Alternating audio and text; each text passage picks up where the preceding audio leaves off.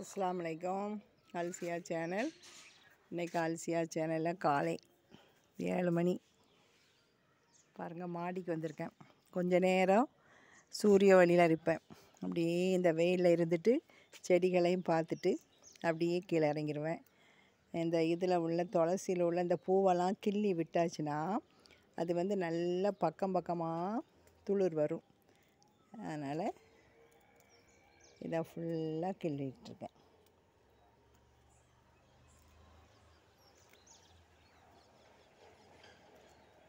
அதுக்கப்புறம் தக்காளி பூ காய் வந்துட்டு பார்த்திங்களா, பாருங்கள். கிளிகள்லாம், கிளி, மைனா, அதே மாதிரி கௌதாரி நிறைய நிற்கி இந்த ஏரியாவில். இதில் உள்ள பூவையும் அப்படி கிள்ளி விட்டுறணும் விதை வர முந்தைய. அப்போ தான் இது நல்லா இதாக வரும்.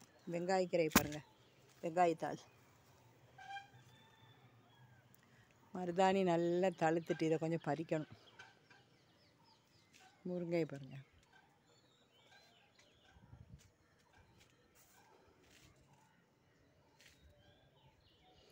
ஒரு பாகை கொடி வெளியே இருந்துச்சு, அதை பிடுங்கி நான் நட்டி வச்சுருக்கேன். வருதான்னு பார்க்கும்.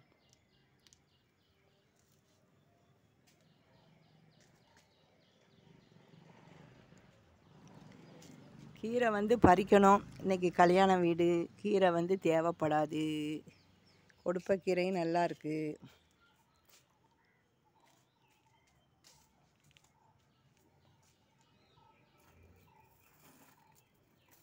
இது புதினா கரிஞ்சிருச்சு. ஏன் கரிஞ்சிருச்சின்னு தெரியலையே, அப்படியே பட்டு போயிட்டு.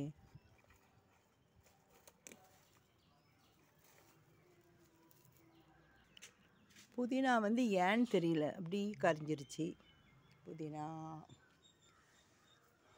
இதில் மொட்டு வச்சுருக்கு. சீத்தால பழையபடி மொட்டு வச்சுருக்கு.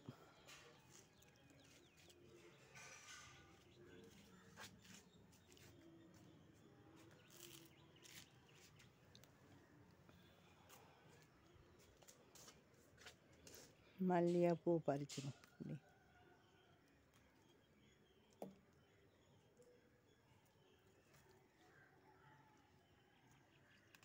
இப்படி கிள்ளி எடுத்துடும்.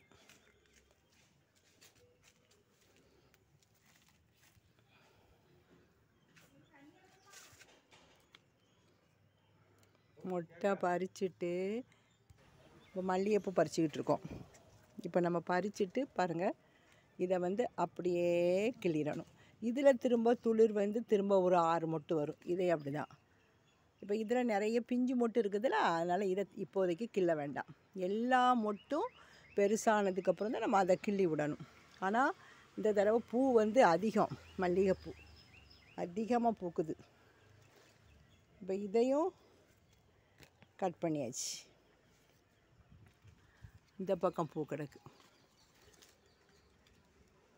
கொப்பை கட் பண்ணவுடனே மல்லிகைப்பூ பொறுத்த மட்டும் பிச்சுப்பூ மாதிரி கிடையாது. நம்ம ஒவ்வொரு கொப்பையும் கட் பண்ணோடனே அந்த கொப்பு ஃபுல்லாகவே மொட்டை அடிச்சிடும். இதை பாருங்கள், இதை பாருங்கள், எவ்வளோ மொட்டு. அதுக்கப்புறம் எல்லாம் அந்த பக்கம் கிடக்கு, எட்ட மாட்டுக்கு. ஆமாம், இந்த ஒன்று இருக்குது. முருங்கையத்தை இலை பறிக்கணும். நல்லா துளிர் இந்த பறிச்சாச்சு. இப்போ உள்ளுக்குள்ளே உள்ளதை கொப்பெல்லாம் நகட்டி தான் பறிக்கணும்.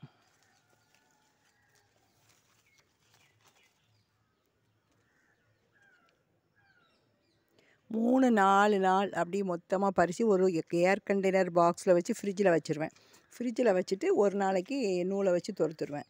இப்போ வெண்டைக்காய் நேற்று 2 பறித்தேன், வீடியோ எடுக்கலை. இன்றைக்கி பாருங்கள் எப்படி பாருங்கள், எல்லாம் வெண்டைக்காய். எந்த விஷ இது இல்லாமல் வீட்டில் உள்ள உரத்தை வச்சு பாருங்கள். இன்னொன்று, இந்த ஒன்று,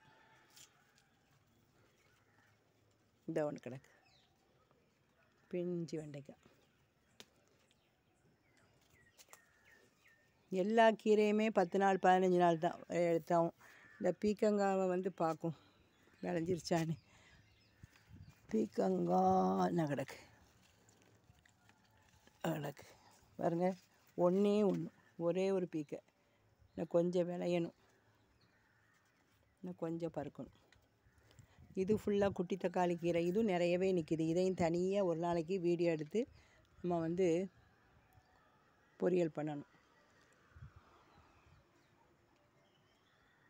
அங்கெல்லாம் மொட்டு கிடக்கு. மாதுளையில் நிறைய பூ வச்சிருச்சு.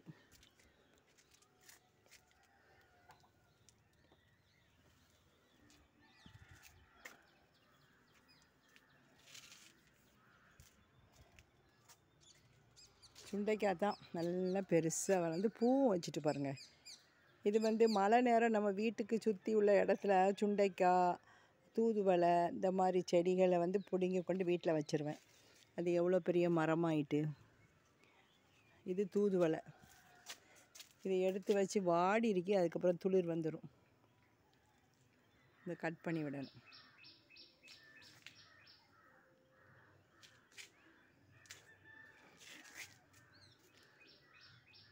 இது பூ ஃபுல்லாகவே உருந்துட்டு, எல்லா பூவும் உருந்துட்டு.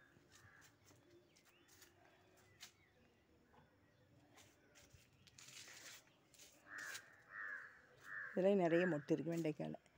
நம்ம தொட்டியில் ஒவ்வொரு தொட்டியில் ஒரு வெண்டைக்காய் தான் வச்சாச்சுன்னா நல்லா வரும். இது ஒன்றுலேயே 3-4 வெண்டைக்காய் செடி இருக்குது. இந்த குரோட்டன்ஸை இன்றைக்கி வேறு பாட்டில் வைக்கணும். பாட்டில்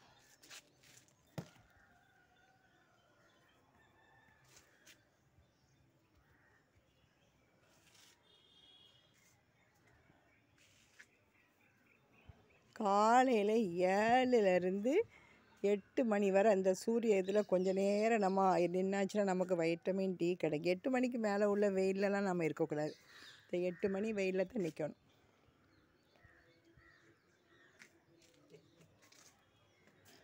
நம்ம மருந்து மாத்திரையெல்லாம் வந்து சாப்பிடவே வேண்டாம். இப்படி தோட்டத்தை காலை நேரம் பார்த்துட்டு இந்த வெயிலில் கொஞ்சம் நேரம் நிற்பேன். ஒரு அரை மணி நேரம் நிற்குவேன். அதுதான் நல்லது. பாருங்கள், பறவைகள் சத்தம் எல்லாம் எப்படி இருக்குது பாருங்கள், நேச்சுரலாக.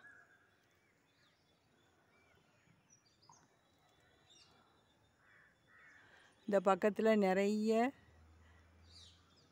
கிளி, குருவி எல்லாமே நிறைய. என்ன பாருங்கள், கிளியை பாருங்கள்.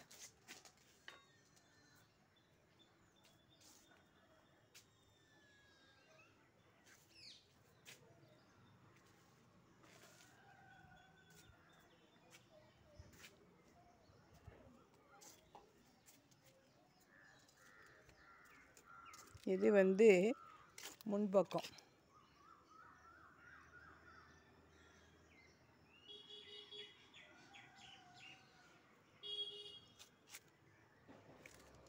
இது இந்த கத்தாழையை தனித்தனியாக பாட்டில் வைக்கணும். இது எல்லாம் ஒரே பாட்டில் இருக்கனால இது வேகமாக வளர மாட்டுக்கு.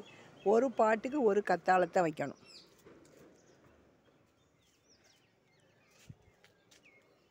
குட்டி தக்காளி, மணத்தக்காளின்னு இப்படி தான் பிளாக் கலரில் காய் இருக்கும். இந்த காயை பச்சையாகவும் சாப்பிடலாம். நிறைய வந்து பச்சை காய்கறி கருப்பு அடிக்க முந்தையே நம்ம இதே மாதிரி பச்சை கலரில் இருக்கும்போது மோரில் போட்டு வைக்கலாம், வத்தலுக்கு நல்லது.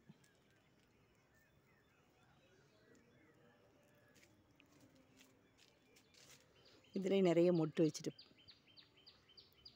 இந்த பூத்த உடனே இதை இப்படி கிள்ளி இப்படி எடுத்துடணும். அப்புறம் இதில் துளிர் வந்து மொட்டு வரும். என்ன பாருங்கள், எத்தனை மொட்டு வந்திருக்கு. கிள்ளி விட்ட இடம் ஃபுல்லாகவே மொட்டு தான். இது வந்து அப்படியே கரிஞ்ச மாதிரி இருந்துச்சு, இப்போ நல்லா அழகாக வந்துட்டு. சுண்டைக்காய் காய் காய்ச்சதுக்கப்புறம் அடுத்த வீடியோ போடுறேன். எல்லாம் பூவும் இது இப்போ தான் அடிக்குது.